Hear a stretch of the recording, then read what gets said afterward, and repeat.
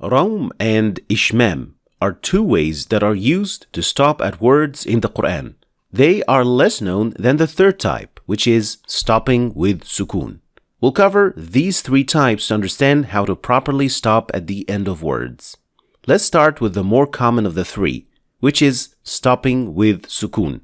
And simply, it is when stopping at a word that has any tashkil symbol at the end, you turn that tashkil symbol into sukun, no matter what it is. Like, فَلْيَعْبُدُوا رَبَّ هَذَا الْبَيْتِ. Here we turned the kasra under the ta at the end of the word into sukun, and we said al-bayt. And if the word already has sukun, then you won't change a thing. فَأَمَّا الْيَتِيمَ فَلَا تَقْهَرْ. In cases of tanween, the same rule applies. We pronounce sukun instead. وَالنَّازِعَاتِ غَرْقًا لِإِيلَافِ قُرَيْشٍ قُلْ هُوَ اللَّهُ أَحَدٌ.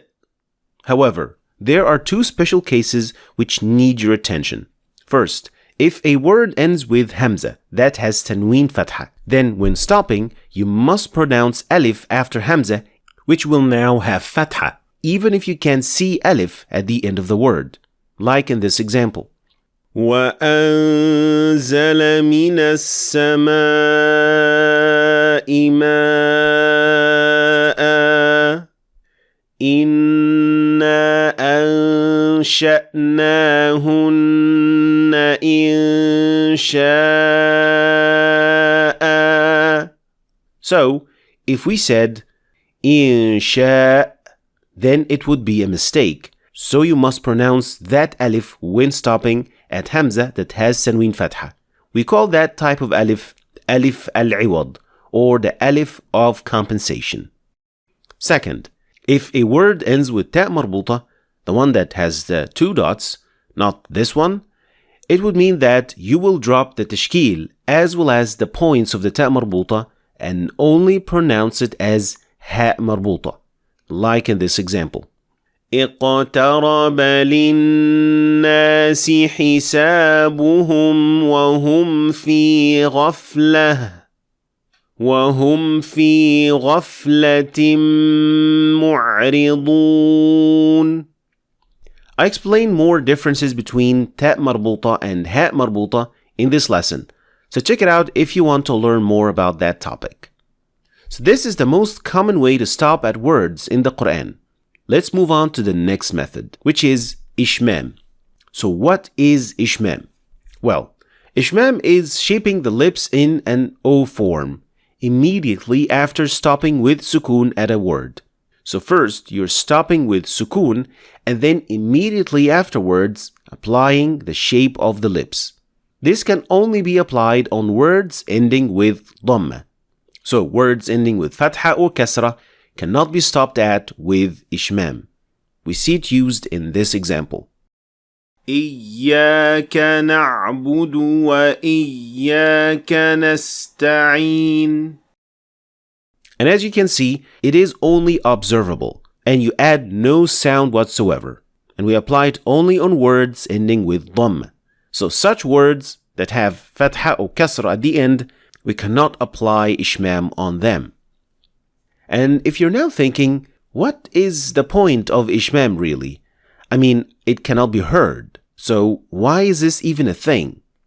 Well, these short vowels at the end of words are called case endings, which determine the function of the word, grammatically speaking. So when you stop at a word with sukun only, like using the first method, you won't be able to tell the function of the word. So the main purpose of ishmam when applied is showing that a word has dhamma even when stopping at it with sukun. Having dhamma at the end of words can actually indicate a grammatical function that can change the meaning completely. So for example, saying قُلْت could mean two things. With dhamma, and it would mean I said, or with fatha or kasra, and it would mean you said. If I applied ishmam here, the one I'm talking to would know which one I mean, and it would make a big difference in meaning. That's why ishmam occurs only in dhamma, which is the only sound among the other short vowels that can be seen when pronounced, which then occurs with the lips. And though ishmam in these positions is not mandatory, it can definitely play a role to make the meaning even clearer. Moving on to the last method of stopping, which is Raum. Raum refers to pronouncing a shorter version of the short vowel at the end of the word. It can be quantified by, say, 1/3 of the sound of the short vowel, so that only the nearby listener can hear it. It can be applied on dhamma or kasra only, so no fatha, and it sounds like this. إياك نعبد وإياك نستعين بسم الله الرحمن الرحيم. But a word with fatha like this cannot receive neither ishmam nor raum.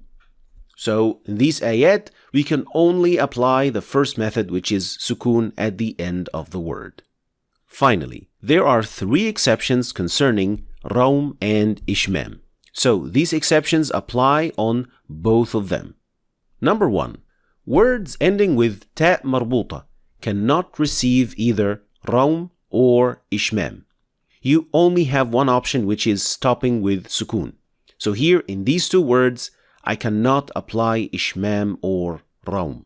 And if I wanted to stop at this word, I can only pronounce it like that. وَالْآخِرَةِ وَبِالْآخِرَةِ. The second exception is words that have an incidental short vowel, which is a short vowel that is added because of iltiqa'u sakinain. And we see it in words like these, which normally should have sukun, but the dhamma was added because of iltiqa'u sakinain. So stopping at the word hum, you cannot apply ishmam or raum.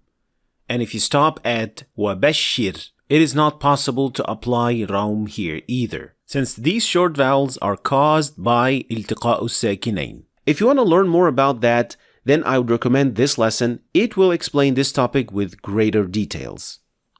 Finally, raum and ishmam normally occur only at the end of words. However, the exception here is that there is just one word in the Quran where you have to apply either raum or ishmam in the middle of the word, which is found in Surah Yusuf.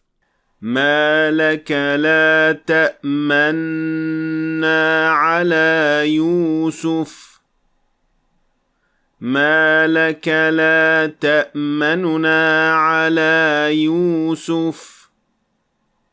So, to stop at a word, you can either apply sukun, which turns any short vowel or tanween at the end of the word into sukun. Just don't forget to add alif to words ending with hamza that has tanween fatha, and also pronounce ha when stopping at ta marbuta. If you decide to go with ishmam, which is forming the lips in an O form immediately after stopping with sukun, then don't forget that it only applies to words with original dhamma and not on ta marbuta. If you choose raum, however, then pronounce 1/3 of the dhamma or kasra at the end of the word, only if these are original short vowels and if you skip applying it on ta marbuta. All these 3 options apply if you want to stop at a consonant, so any letter except the long vowel. If you want to stop at a long vowel, then you'll have to apply other rules which I explained in this lesson.